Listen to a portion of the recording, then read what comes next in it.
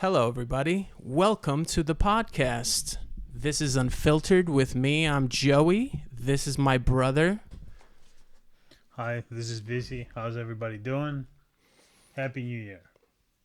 Happy New Year indeed. And we're going to start off the new year with the movie that actually did come out in 2024, The Substance. This film was very under the radar when I first watched this film. He brought it up to me and he said, like, hey, don't watch the trailer. And I was blown away. This film was actually really good. Great horror flick. And you should definitely check it out.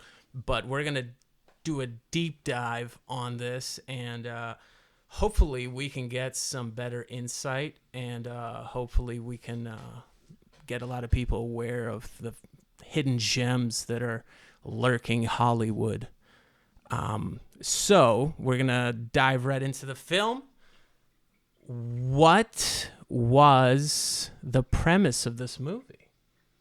The premise of the movie was that somebody is not happy with the way they look. They're basically passed over, and the character is played by Demi Moore in the movie. Her boss is Dennis Quaid, and she gets let go. She's like a fitness guru that's been doing this for maybe 30 years. Probably the best at her profession. And she's aging out, and they basically just walk her out, and she's looking for a way to capture what was lost. And that's where the substance comes in. That's exactly right. This movie pretty much grabs you out of left field. It started off, like he said, fitness instructor. You know, I didn't think much of it. But then I see Dennis Quaid. I haven't seen him in movies like in a very long time. And his character was actually very grotesque. He was like your modern day Hollywood executive. So it was great to see Dennis Quaid in the film, and Demi Moore was pretty much the aging actress, fitness guru, and he wanted her on her way out. Pretty much, he wanted some younger talent. I mean, you know, he came off as a sleaze bag. Let's discuss his character. Let's break it down. I know you like Dennis Quaid. I like Dennis Quaid. What was the first thing in this film that captivated you when it comes to the acting and the talent that's presented? To me, I mean, it just seems like whenever I see Dennis Quaid and I see Demi Moore, I just see movie stars. First things first. We have a whole history with Dennis Quaid. He started in the 70s. He was pretty big in the, in the 80s as far as being part of movies that were, basic Great Balls of Fire. Then he was in other movies as well. And then later on, he was big in the 90s. He had a pretty good career with Any Given Sunday. He's in a variety of different movies, so his career was steady up until like 2004. And then he did Flight of the Phoenix, and then he did the movie with Jake Gyllenhaal. What is the end of the world movie with Jake Gyllenhaal? That he has to search for his son. Day After Tomorrow. Day After Tomorrow. I love that movie, man. Yeah. That was such a great movie. I saw that in high school. Yeah. During that whole what was it? Didn't Al Gore make a film around that time? He made that documentary, The Inconvenient Truth. Yeah. And then they made The Day After Tomorrow. After seeing The Day After Tomorrow, I thought the world was actually going to fucking end like the very next day. It was such a great film. But yeah, I digress. Dennis Quaid, fantastic actor. It was great to see him back in this film. Yep. Demi Moore. Let's talk about her character and break that down a little bit. Absolutely. Like I said, same thing with Demi Moore. She started in the 80s. She started doing a lot of like teen comedies. And then in the 90s, she started doing Disclosure, Striptease, G.I. Jane. So she had a pretty good steady career up until she did Charlie's Angels 2. And then it feels like these guys have been out for the last 20 years, both Demi Moore and Dennis Quaid. they've been doing work. We wanted to see them. We want to see them in this role. Wherever they go from here on out, I think this movie is definitely going to help them. I think they can tackle a variety of different roles. But I just feel like this movie went underneath the radar. It's a pleasant surprise as far as the movie goes. It is available right now, so you can watch it on Mupi or Amazon. As far as the movie goes, you can watch it from home. It's promoting it. But it's a great movie, under the radar, and that's another thing we have to mention is the new star in the movie, which is Margaret Qualley. She plays the younger version of Demi Moore, and she definitely is a star to keep an eye out going forward. She was in the show Leftovers, which was on HBO, Once Upon a Time in Hollywood, The Nice Guys, and I think this is gonna be her breakthrough role going forward. And like I said, she's definitely somebody to keep an eye out. She demands attention when she's on the screen, not just being attractive, but like I think she's a really, really good actress.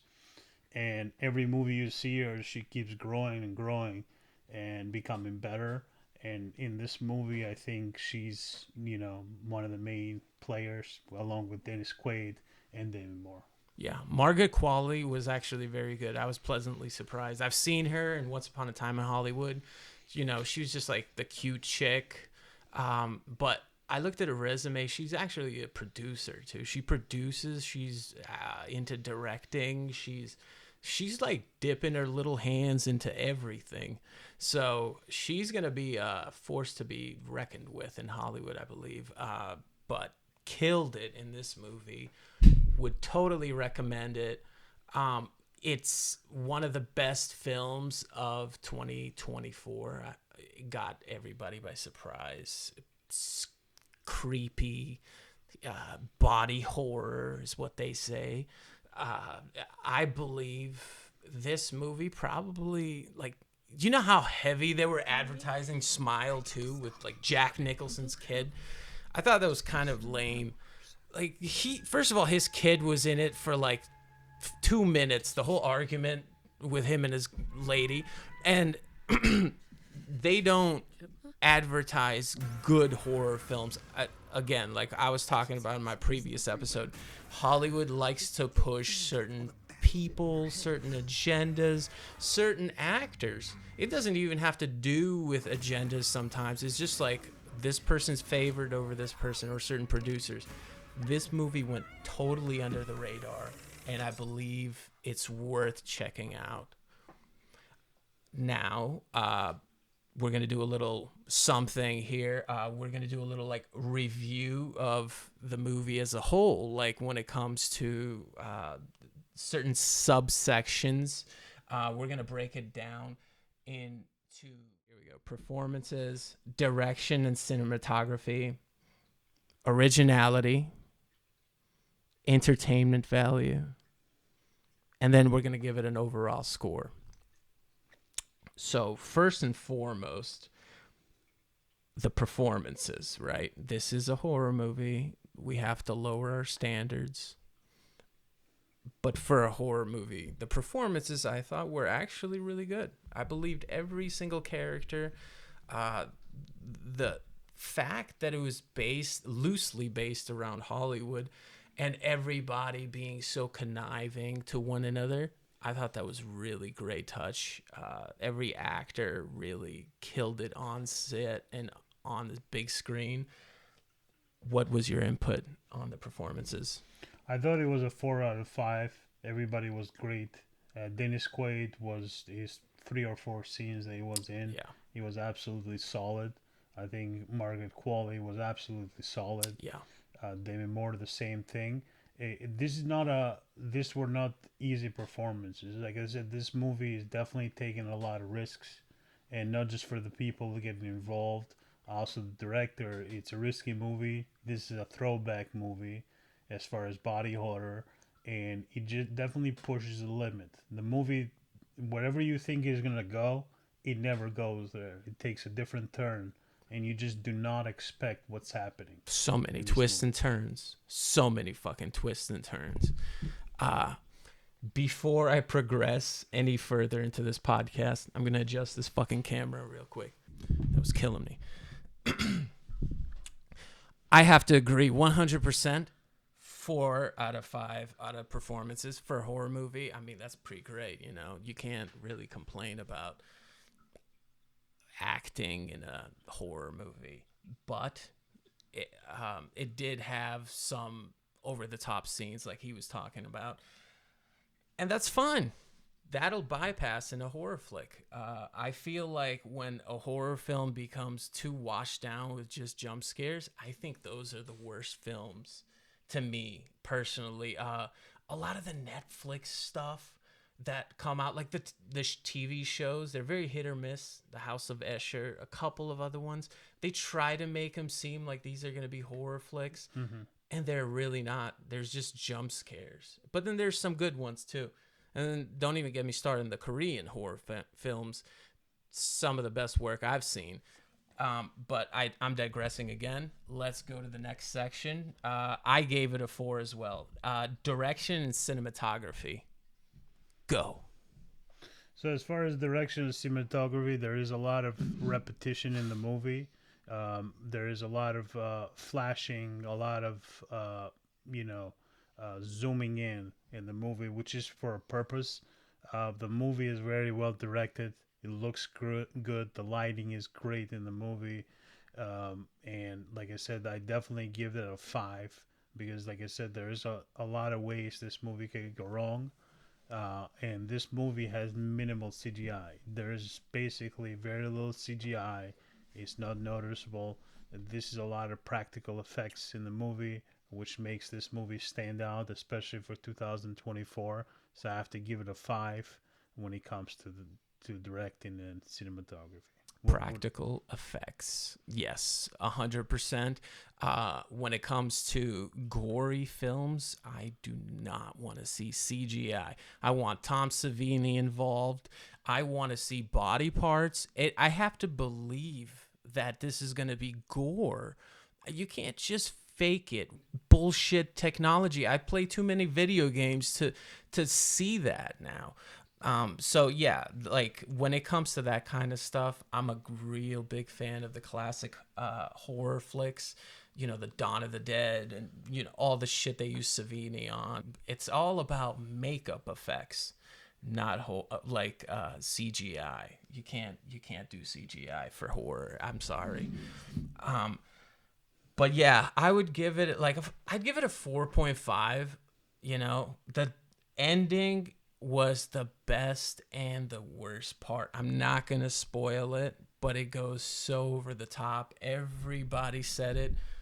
And I think that's what captivates people. But at the same time, from a cinematographer approach, that's very risky. So some serious Hollywood guys are going to think this is not to be taken seriously, and they'll give it like a fucking 1. But in reality, it's like a 4. It's really good and it's captivating. And I gave another subsection of ours a 5, and it's because of that very same reason. Now, personally, cinematography in this film, I would give it a 5, but some things are far-fetched, and it's almost comical at times. We were watching it again, and some scenes are actually very funny. Yeah, it definitely got me by surprise. There's a lot of humor in this movie that you just don't expect in a movie like this. David Cronenberg used to make movies like this, you know, Dead Ringers, The Fly. But this one, it's not just a grotesque movie when it comes to horror and over the top. But there is a lot of like subtle humor, but there is a lot of over the top humor too, which is funny. And it catches you completely by surprise, but it definitely works for this movie. Absolutely, and it is so much like Cronenberg's work. Even Duncan Trussell came out on Rogan, and he actually name dropped, and mentioned this film, and I wasn't surprised, to be honest with you. This film should definitely be on everybody's radar. I hope somebody, maybe the great Joe Rogan, the powerful Joe Rogan, can make this movie a little bit more savvy to the mainstream community, because it really did go under the radar. But originality and concept, I'm gonna take this one because of the cinematography and direction. Since I gave that one a 4, for that same reason that the ending was so far-fetched, I'm gonna give originality and concept a 5, just because of that. It was over the top, crazy, and you really don't see these films come out with serious actors. You see them from B movies, like Hobo with a Shotgun or whatever, but you don't see them with like serious actors like Qualley and Moore, and especially Dennis Quaid coming in, as just like a small little character, but it means a lot to the Hollywood fanatic. So I gave it a 5 on originality and concept. What about you, dude? I thought it was a very unique concept. Like I said, this movie, I wouldn't even recommend watching the trailer. Just go watch the movie. The movie is not for everybody, so I do want to let you know this is not a family movie you sit down with your kids right off the bat. So it's not that kind of movie. But going into it, I didn't even watch the trailer. This is a very original concept. It caught me completely by surprise. And you just don't know where the movie is going to go. The whole time you're guessing, you're thinking it's going to go one way, it goes the other way, and it just works for this movie. For me, like I said, even if this movie doesn't make his money back, like I said, right now the movie cost $17 million. It's only made $17 million in the U.S. This Broke movie, even. yeah, this movie is gonna have a shelf life. It's gonna live on. If it's not big now, it's gonna be big 5 years from now, 10 years from now. It's gonna be a classic. There's no question about it. Absolutely. I agree. And usually the best ones, the biggest classics are like that. Even Scarface, they didn't really do good when it initially came out. It wasn't until like 20 years later that it actually got a lot more popular. So, yeah, like sometimes it sucks that you're given this bullshit budget from the studio and you have to make these movies, and then you have shitty movies like the one we reviewed previously, or even like, in my opinion, Barbie, that they Gladiator dump 2. so much. Exactly, Gladiator 2. They dump so much money into like advertising these films, into branding them, into like even putting them in the NFL, and intruding in people's like personal lives just to put this film, UFC, what have you. It doesn't matter.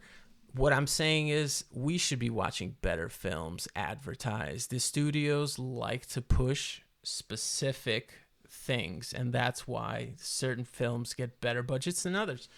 But this concept was fantastic. Overall value of the film. Now let's talk about that. I think overall value, it's a 4 out of 5. I think the movie definitely holds up. As far as it goes, there is definitely performances that have to be watched, and there is a reason why this actors, Qualley, Demi Moore, Dennis Quaid, they get nominated for Golden Globes. So the movie is getting recognition by the critics. He's gonna get recognition by the Academy. There is a reason for that. The movie is definitely, like I said, a 4 out of 5 when it comes to movies. For me, it is the best movie I saw in 2024. Hands down, the best movie for me. Number one over everything else. And it caught me completely by surprise. I watched it again. I liked it even more the second time around. So it definitely was a 4. What about you? I'm going to have to go through everything that came out and see, but definitely as an overall score, I'd even give it a 4.5. But entertainment wise now, let's get into that. Entertainment wise, for a movie, just to entertain you, just to, you could put it on and just waste time watching it. What did you think of that? I think it's definitely a 4 as far as entertainment. I can't put it as a 5 because, like I said, it's not for everybody. There is a lot of gore in the movie. There's a lot of suspense in the movie, and I don't know if this movie fits, whether it's a thriller or whether it's a horror movie. Like I said, this is definitely, like I said, he can fit on both of those two things. But I would definitely go with a solid 4 on this one as far as 4. entertainment. Yeah, I would too. There's a fucking scene. I'm gonna spoil this for you. I don't care. Where Qualley fights Demi Moore. She pretty much just has enough being like sharing this serum with her, so she can only use her body 50% of the time, and then Demi Moore has to use it for the other 50%. She pretty much breaks into her room and beats the shit out of her, and it is hilarious. It is one of the funniest scenes. I haven't seen a film where this kind of shit happens, and it's very over the top. I mean, it's crazy. But, the movie is a smooth ride, and if you like a good horror flick, definitely check this out. Absolutely. Also, this movie goes in chronological order. There is no back and forth, which is a pleasant surprise for movies nowadays. Because I just think the back and forth is a complete cop out when you don't have a story. Like, it worked for Pulp Fiction, but it doesn't work for other movies. They just go back and forth for no reason. This movie goes in chronological order. Demi Moore loses her job. She gets the substance, and basically, the premise is that she has 7 days, and basically her copy, once she gets the substance, her copy becomes Margaret Qualley, and basically she gets to live as Margaret Qualley, which is 30 years younger. And basically she lives like a young woman. She gets her job back as Margaret Qualley, so she gets to see herself, like herself as younger on TV, which number one pisses her off, and she really goes over the top. But then uh, Margaret Qualley's character always breaks the rules because you have 7 days or there's consequences in the movie, and Qualley just keeps breaking the rules, and everything that she does affects Demi Moore when she wakes up, because she has to live 7 days as Demi Moore, 7 days as Margaret Qualley, and just even with everything that this gives you, there is always abuse. There is always more, and that's the whole premise of the movie, is that there's always more. And there is a scene that Demi Moore finally had enough. Like, this is not working for her, and one of her older friends calls her. She goes on a date with him. She looks at herself in the mirror. She looks great. She forgets the keys, and she goes and gets them. And when she picks up the keys, she looks at the poster of Margaret Qualley, and that scene is so perfect, so perfectly executed. It basically tells you the whole movie right then and there. And basically, she never goes on a date, and just ruins everything about it. And she becomes Margaret Qualley again. But that, the whole premise of the movie is that you just don't know what's gonna happen next. You can't share your body with somebody else too, because eventually greed will kick in, and that's the whole, like, they got too greedy to share this with one another. And even though they were making the money, with the aerobics thing, it still wasn't enough. There is no amount of money you can put on a human life. You want to just keep living. You can't share 50% with somebody else. So, that's actually very admirable. I thought even the concept behind the movie was great. Yeah, it was a great concept. Absolutely. But that is all I have for this movie. Let's talk about body horror films in general now. Like, what are some of the best ones? Let's do a list. Top 3 for us. We have number 1, The Fly. Number 2, The Thing is gonna be number 2, and then number 3. What do you have? Hellraiser. Hell yeah, right? Hellraiser is just one of the most gruesome films of all time. I don't want to bypass The Thing, okay? First of all, The Fly is a great movie. Let's talk about that. We had one of the most groundbreaking performances by Jeff Goldblum, and we get to see this man like get destroyed from handsome old Jeff Goldblum to this fucking grotesque creature. And throughout the movie you start to see little things that are happening to him, and eventually he breaks down as a person. I mean, this movie really was the start for these body horror films. Absolutely, but before we talk about The Thing, I think The Fly. If you like The Fly, I think Substance is right, basically right there with The Fly. Like it's that kind of a premise. I think, like I said, if you like The Fly, you're gonna like Substance because, like I said, what Jeff Goldblum goes into that movie is very similar to what the main character in this Demi movie Moore. goes, Yeah. and it's a perfect movie. Like you can literally watch those back to back. It might be a little too much for you, but like I said, you can definitely watch it back to back. The Thing is another underrated movie. Like it was not a hit when it came out. John Carpenter's, I think, his best work when it comes to it, and it's basically about the alien that takes over your body in Antarctica, and great special effects. The movie still holds up. They just released it in 4K this year. It looks fantastic. Fuck yes. It's one of the best movies ever. It is one of the best horror movies ever, let alone fucking body horror, whatever the fuck. It's one of the best horror movies ever made. One of my favorite scenes, just the intro to watching The Thing. You see the Norwegians, they're chasing down this dog on a helicopter and they're shooting at it. And then you think, why are they shooting at the Siberian Husky? That's a beautiful dog.